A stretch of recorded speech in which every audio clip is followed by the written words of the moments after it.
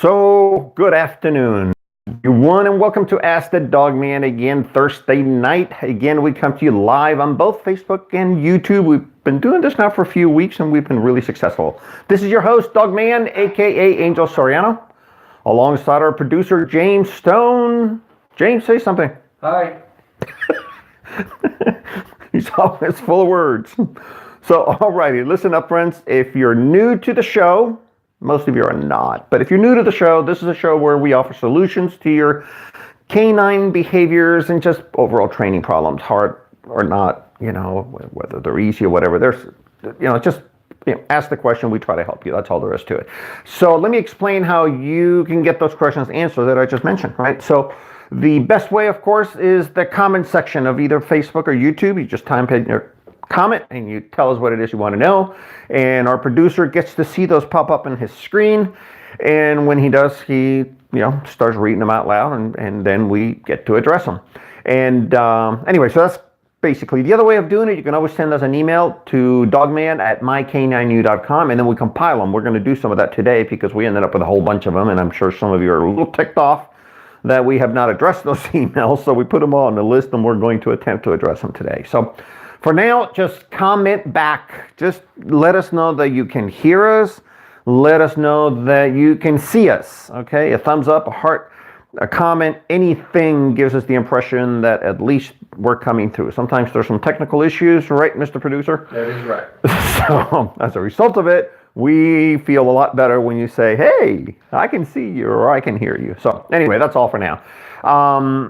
James, what do you think? Should we start cranking on this? Let's get going. Okay. Do we have any comments yet? No comments. Can people see us? I got a thumbs up. Yes. All right. So they're able to hear us, right? So we do care about your live questions. So just ask it whenever you're ready. It doesn't matter if I'm in the middle of something. As soon as I come up for air, as James would say, then he would interrupt and tell me that. But otherwise, we want to get through a couple of emails. And these are emails where people are asking questions just like you're probably going to ask this evening. So anyway, we have a few of them. Go for it, James. What do you got? All right. First one from our emails. Dogman.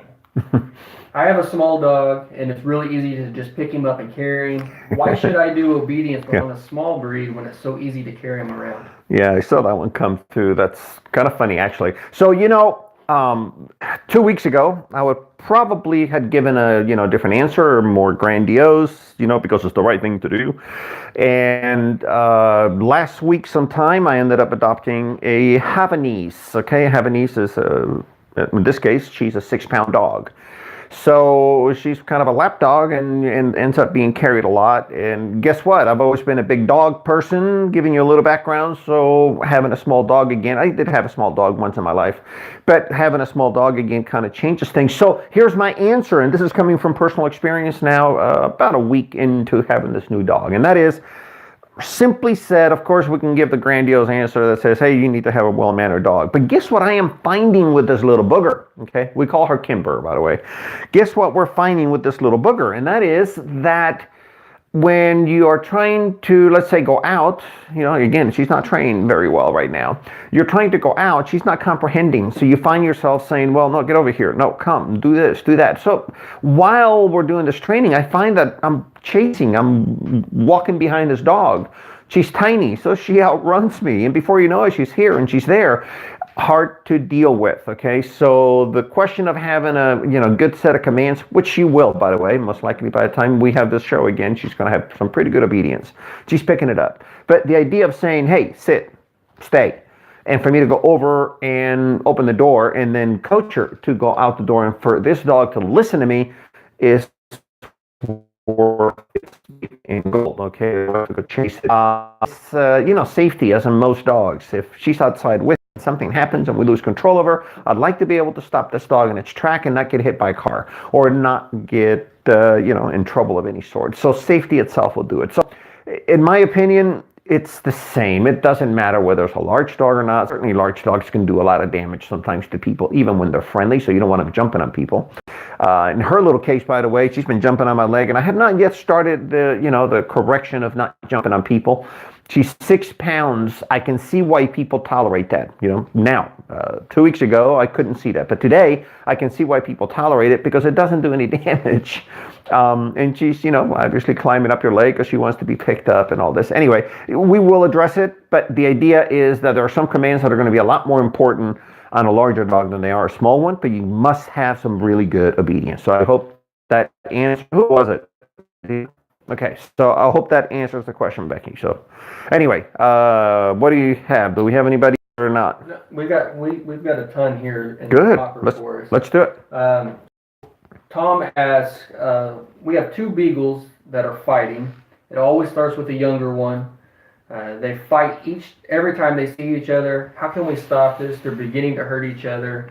And us when we try and stop the fight. So that's why you're asking, Tom, because you're beginning to get scarred up. Gosh, aggression, comes up in every show, James. Look, there's so many different reasons why these dogs are fighting, and there's so many things to cover in this topic. I mean, it's a pretty lengthy topic. When we do this evaluation with people in front of us, Tom, we spent typically about an hour discussing what is going on with their dog, etc. So this is going to fly a little high, and I don't mean to, but the reality is that there's a lot of details that are probably going to be missing. But a couple of things. One is, as opposed to, learning how to separate, which, by the way, it's not super hard to separate 2 dogs from fighting. Most humans typically get in the middle of the mix and they start refereeing and they grabbing collars and hair and all of it. Just stop that. If that's going on, the easiest way to stop a dog fight is do what's called a wheelbarrow pull, which is grabbing the back legs of one dog while your friend, spouse, whoever grabs the back legs of the other dog, and you basically pull back. Being beagles, they're not super big, so don't pick them up too high. You don't want them dangling up in the air. The minute you pick them up and a dog stands on their front legs, most dogs let go because it's really an odd position for them to be, okay? So try that first of all on separating. That answers the immediate question of, hey, what do I do about these 2 dogs, when they fight because they're beginning to hurt you. The reason you're getting hurt is because you're getting your hands in the middle of the argument, right? You're putting it in the collar area or, wherever. In that, it will get you bitten. So stop that. The little trick I mentioned will help. Now, the real question is, what's going on with these 2 guys? Are they, by the way, if you're watching this, just pop a question on there. Just let me know, some answers to this question here. Is these 2 dogs new to each other? Meaning, did you just get one of the dogs and you're breaking it into the house or not? It's important to understand because you could be having, a dominance issue between these 2 dogs in that one of them is a new dog and the other one is the old dog. They both were probably dominant dogs in their own packs, especially if they were lone dogs to start with. Obviously they were dominant dogs. They were the only dog, right? So, you could have that. You could have fear aggression going on with one of them. Who knows? Overprotectiveness over you, territorial over you guys or the house. If one of the dogs is the one that lived there before and the other one's new, you could have some territorial issues over the house, over the toys. Oh my gosh, resource guarding sometimes causes, fights with dogs. There's so much going on there, but it needs to be understood, right? We need to get on top of this and go fix it, not just be able to stop it. Because by the way, once a dog starts fighting, they're getting some reward out of this. So you're unfortunately going to end up with more of this until we get behind what the problem is. I hate to say this, I said it at the beginning, it takes us about an hour worth of consultation to go through all the details because if this is a one-way discussion, that one is not. We ask, you give us information, we do it back and forth, we then test the dog, we get a lot of stuff on the table, and then we can get a lot closer to the solution than talking into the camera. So anyway, I hope that helps. Yeah. Any other emails? Oh, go ahead. And I wanted to add to that, in the comment section, I posted a link to our document that talks about specifically how to control dog fights safely. Good. That's a great idea. Terry wanted to throw a shout out Sure. And say thank you for all the good information. Oh, that's great. Thank you. This is great. We appreciate it. So next up, we have Janie. She says that she's got a dog that the vet has said is a little overweight. Okay. She was offended that they never looked at their dog as being overweight. It's a miniature schnauzer, weighs 29 pounds. Okay. The vet said to reduce the food by 20% and see how much he loses in a month. Okay. This seems a little extreme and cruel. Is this correct? Well, I don't want to be the one to, overrule or cast any negative things on your veterinarian. He or she is your medic when it deals with your dog. Okay, so that's, first of all, I want to say that. Did you say 29 pounds? 29 pounds. Okay, so for Schnauzer, unless you have a giant Schnauzer, you call it a miniature Schnauzer, but unless you have like a larger than normal miniature Schnauzer, that is a bit heavy. That, I can see why the dog's calling it obese. Now you're going to be offended that I'm saying it, but guess what? The bottom line is that I think your dog is heavy. I believe on males, they should be in the 18 to 20 pound range. It's what I believe, and I don't know what your vet has said. So if that is the case, you're talking, 40, 50% overweight. Let's believe that we're off, and maybe your dog's normal weight should be 22 pounds. Now you're talking 30% overweight. That's high. That's high. Now, as to how you get there, there's many different formulas. I'm sure that the doctors is talking wisely by saying, hey, cut it off by so much. Something, if you talk to the food manufacturers, they normally say, hey, where should your dog be? So if you think your dog should be a 20-pound dog, then you look at the back of their bag and you feed them to a 20-pound dog. And what happens over time is that your dog becomes a 20-pound dog because that's what you're feeding. Will your dog be hungry? Yes. We just went through that period actually a couple of years ago with one of our German Shepherds. She was obese, and we put her on a strict diet. It took about 4 or 5 months, James, I think, and she lost her weight. And I'll give you an example. She's in what I consider her greatest fighting weight she's been in quite some time. She's a small German Shepherd. She's about 48 pounds. That's the real weight she should be at, and that's where she's at right now. And we had her at one point at 78, 80 pounds. Just bad owner stuff that I did. That was not right. Anyway, but yes, she went through a period where she was extremely hungry because she was used to eating for an 80-pound dog. And of course now it's, we wanted to feed her for a 50-pound dog. Big difference. So anyway, if the vet said 20% off on the food, that's fine. Do it. Don't sweat it. You're not being cruel. As a matter of fact, your dog carrying that much weight is a bit more cruel. Okay, so please don't tune off from our channel in the future. I'm just telling you what I feel right now, and I'm saying it for your dog. Okay, so anyway, I hope that helps. Yeah, and one thing to do is to be diligent about weighing your dog at a particular day and time every week. And shoot for a smaller dog like that, you're looking for about a pound a week. And if you're losing more than a pound, maybe a pound and a half a week, then you may want to up your food a little bit. But all in all, you're looking for about a pound a week. Good coaching. So if that's the case, then you're looking, if you're looking to lose about 8 to 10 pounds, you're looking at about 8 to 10 weeks worth of work, right? Yeah. That's kind of similar on most humans, depending on where you're at on your weight, right? So yeah. All right. Good input. What do you got? Next up. Yes. My dog is biting friends and visitors at the house. He's typically shy at first, but he always attacks them whenever they get up and move around. He's actually drawn blood, but they were good friends and they were okay with it. So we don't have a problem. Golly, you are blessed to have friends that are not causing problems over a dog bite, even if it's a small dog bite. I imagine that it's not a debilitating bite of any sort, but nonetheless, all bites are bad. If your dog is drawing blood, that means your dog is committed to the fight, committed to the argument. Gosh, we were talking earlier, again, aggression, James. This is interesting. So we were talking earlier about, the very same topic. What is the reason for this aggression? And I don't want you to troubleshoot it. There's so much going on. Is your dog being territorial at home? Is your dog being fearful?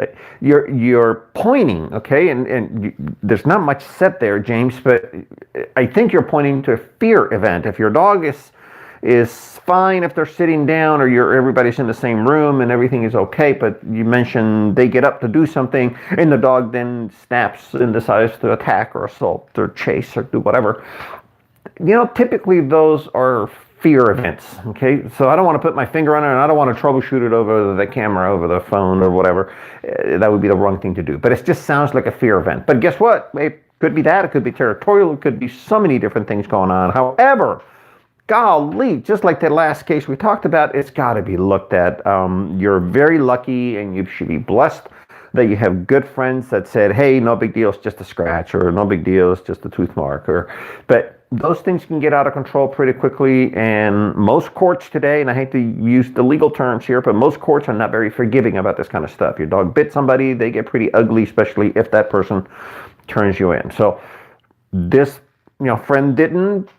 Assume another person that might be in the house, may, and you're going to be in a little bit deeper trouble. So let's get it fixed. Again, it's so hard to fix over the phone, but or over the camera. So we have to put our finger on what it is that is happening. The only way to do that is through some level of consultation. We got to talk face to face. We got to be able to say what is going on. We got to be able to test the dog in a different environment and test it with people, test it with females, test it with males in the people department, then test it against dogs. What is going on with dogs, right? You haven't mentioned that, at least in the email. There may be a dog issue as well. That also kind of narrows it down for us if we're having all these issues. So anyway, all said, I'm glad that you're not in trouble and your friends are fine, and obviously they're not in the hospital, but it needs to be dealt with. So anyway, James. All right, here we go. Next one up, I have a service dog that helps me with mobility around the house. How do I stop him from bolting out of the door every time I open it? Okay, so this is another one of those questions where I'm probably going to offend somebody. So, okay, having an assistance type dog, a service dog, says to me that this dog at one point should have been a well-trained animal. Otherwise, you don't become a service dog. Okay, so unless it's a self-appointed service dog, meaning, hey, this guy's always been doing this for me, therefore he's my service dog. But if he's really a certified dog and he's doing something for you, and then at one point of his life, he must have had really good, obedience. So now I'll go back to the point of saying, if he had that kind of obedience, he needs to go back to that, and he should have never lost it. Okay, so the bottom line is the responsibility that you hold as being the owner, the holder, the person, the trainer, I'll call you, of this service dog, is that they must maintain all of their obedience. So bolting out the door just says to me that there's poor obedience when it deals with the management of this door. Obviously, it's a lot more exciting, what's going on outside than it is inside. So I say all of that to say, we need to get back to obedience. We need to get back to, square one. The question I have is, how does this dog heel in public with you? Okay, you called it a service dog, so the question is, okay, do you go in public, or is this just a home service dog, meaning you got this mobility problem, maybe this dog helps you out of bed, or does different duties for you, gets you the remote, so I mean, that's fine. If he's never in public, then you probably don't know how he heals. But it's important that whether you know that or not, that you understand whether he has good obedience. Does he heal well? If you tell him to stay, does he stay? Does he come when you tell him to come? I would imagine he's not coming. If he is bolting out the door, you already know that he's not coming. So if any of those are faltering in any way, the dog needs to be retrained. Without touching too much on this, the fact that you mentioned that this is a mobility dog, you may not be the person that can train them just because of your own mobility or disabilities or whatever. So if that is the case, then somebody has to help you with this. Or, you give him to an agency like ours and we do the retraining of the dog and give him back to you all finished. Something needs to happen, but this dog needs to be retrained. If he once had it, it's going to be very easy to get it there. It's just going to be reinstituting what he once learned. Okay, it's not going to be tough. But it's got to stop, because he's going to get in trouble. And guess what? You have a service dog running out the door, getting into traffic, I'm sure, or running to the neighbor. And, things could happen to this dog, and you're going to lose, your helping buddy, right? This is the person that most likely provides a lot of help to you. So that needs to be helped. Now, what do you do at home right now until you get this help? Look, I would get yourself a 20-foot leash, okay? The cotton leashes, they're 20-foot, 30-foot. They're very inexpensive, and start doing some work yourself or have somebody in the family to help you out with it. The point is, put it on the dog, and the dog needs to have this big old long leash at all times. If you have a good piece of heavy furniture near the door, then go ahead and tie it to it so we know he's not going to go any more than 20 feet. Hang on to that leash and then start doing some door exercises. All right, open it slowly and see if he wants to bolt. If he does, you put him on a sit, on a stay, you close the door. Again, sit, stay, open it up slowly. If he wants to bolt, you close it. You again interrupt the dog. Make sure you praise every time he gives you a good routine and is doing the right things for you. But all that said, you can start this work right now without having to do all the rest of the obedience. I suggest you do, because if he's missing this, he's missing other things. So anyway, start that. It's probably going to help you a whole bunch. As you're able to get through this little piece of it here and you see that you're successful, then just know that at that point you need to go longer in time, right? And longer in distance. The point is, get to the point where you trust this dog again. But it's going to take some time. So that 20-foot leash, every time you do these door exercises, it's got to be on. Otherwise, he's going to bolt. And by the way, it's not just a danger, but if you're in the middle of an exercise and the dog bolts and actually wins, you kind of lost the opportunity to teach him a lesson, right? And the lesson is you got to stay here, and if you do, I'm going to love you for it. And if he bolts out, then he got his own reward. The reward might be to go visit neighbors, and that's probably a higher reward than you can offer, right? So anyway, I hope that helps, and I didn't go too long-winded on it. No, and to follow up, Jennifer asks if we offer service dog training, for PTSD, anxiety, or even mobility training. Sure. Okay, so that's a good question. So here's the deal. There's a lot that goes around what a service dog may need, and the best way to get to it is to, again, sit down with people and find out what is it that you need. Even mobility, PTSD, whatever. The point is, okay, so what is this dog going to do for you? What is the function?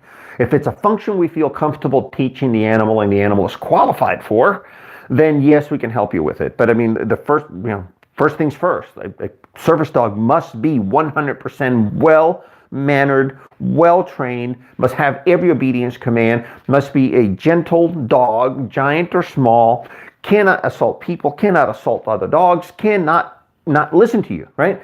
So all of that, yes, we can help you through all of that. Then at that point, it's, okay, so what is it that this dog is going to do for you? And if you're saying PTSD, then the question will be, what is it that he's going to do for you when these episodes take place? Is it a calming, soothing type effect that you're expecting out of the dog?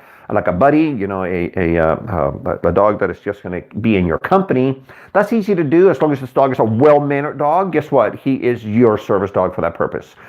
If part of this is that you need him to actually do something for you or get your meds, let's say, some people need meds and something triggers the fact that you need these meds and the dog picks up on it, that's the service dog. If the dog knows that you need your meds and they go and get your sack, or they go get the person that actually gets you the meds. That's a little bit more complex, and really you need a dog that is qualified to do that. So anyway, so the answer is long and drawn out, but yes on some of the cases and no on some other ones, but we can point you in the right direction to the right person that can help you on the ones that we cannot help you. So anyway, I hope that helps. Is that Jennifer? Yeah. Okay. What else you got? 5 minutes. Wow. We got 5 minutes? Okay. So, are there any more posts or no? Okay, good. There must be a game going on. What do you think? Is there a game? Not that I know of. Oh. Well, you should have said yes, then I would feel better that we're competing. Beautiful outside. Oh, it's beautiful. That's it. Enjoying the weather. Okay, so friends, there you have it. We're going to cut it. Thank you for tuning in to Ask the Dogman today, live as always. We do this every Thursday now.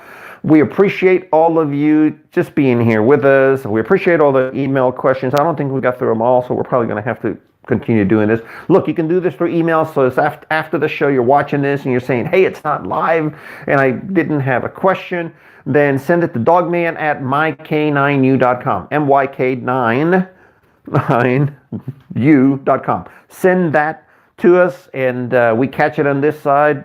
James will see it and gets to read it at the show, and we're going to start getting better at this. We ended up with a bunch, and I think it was just us dropping the ball on them. So anyway, we'll get better at this. We look forward to seeing you next week. That's the bottom line. So look, if we did not get to your question for any reason, then we're sorry, and we'll post an answer for you. We do hope to see you next Thursday, which is September the 13th, James, at 6:30. right here, same channel, same everything, Facebook Live, YouTube Live, etc., etc. Look, all we ask from you, friends, is that give us a little bit of social interaction, a little social traction, a like, a share, a heart, a comment is all we ask. And then watch us again in the future. But all of those mean a lot in the social circle, and we like doing it, and we like getting it. So last, I would not be doing my job if I did not let you know that, let me remind you, don't struggle with your dog training or your behavioral issues. That is what we do, and we'd love to help you out. So again, this is Angel Soriano, aka DogMan, barking back at you. You asked, we answered.